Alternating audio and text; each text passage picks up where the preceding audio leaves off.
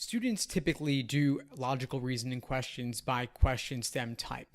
There are even entire books of drills just recategorizing LR questions by their question stems. And that's a perfectly valid practice because, first of all, of course, you have to know what the question's asking in order to be able to solve it. And it's also pretty easy to categorize questions by their question stem.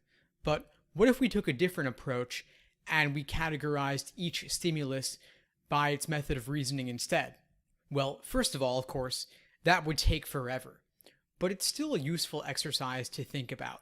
What if we instead were to focus on the method of reasoning in the stimulus and the gap in the stimulus between the evidence and the conclusion?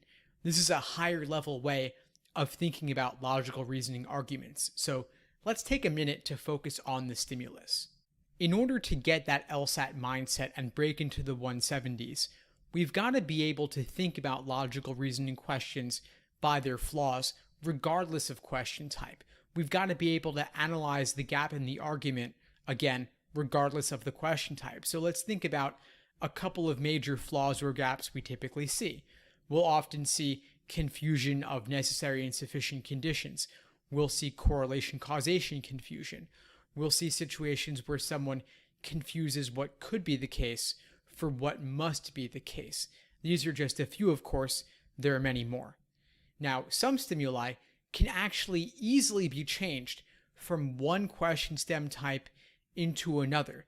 If we leave the correct answer choice as it is, or we negate it, or we just change it a little bit, we could change the question stem and still have a perfectly valid LSAT question. So here's a very simple logical reasoning drill question I made up on the spot just as an example for us here. LSAT doesn't let us publish actual LSAT questions online due to copyright concerns, so that's why I'm not using an actual question here. So the question is, what is an underlying necessary assumption? Take a moment, pause this video, and think about at least one underlying assumption, and then we'll talk about it. All right, so here's what I've come up with. The argument assumes that the reviews weren't all left by friends and family biased in favor of the restaurant owner. If we negate this and say the reviews were all left by friends and family who were biased, then that would destroy the argument's validity. It would destroy the conclusion that we should eat there simply because of the 5-star rating. But like I said, we can translate this argument into a different question type. That's the higher level logical reasoning strategy where we look beyond just the question stem to think about the gap and the argument as a whole. What if we were to turn this into a must-be true question? It must be the case that the reviews are a reliable indication of the restaurant's quality. That is an inference we can derive from this stimulus if we take the stimulus as given. What if we turn it into a flaw question?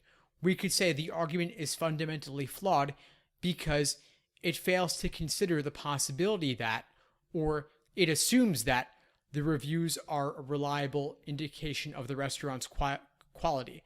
It fails to consider that the reviews may not be a reliable indication of the restaurant's quality. What if we turn it into a strengthening question?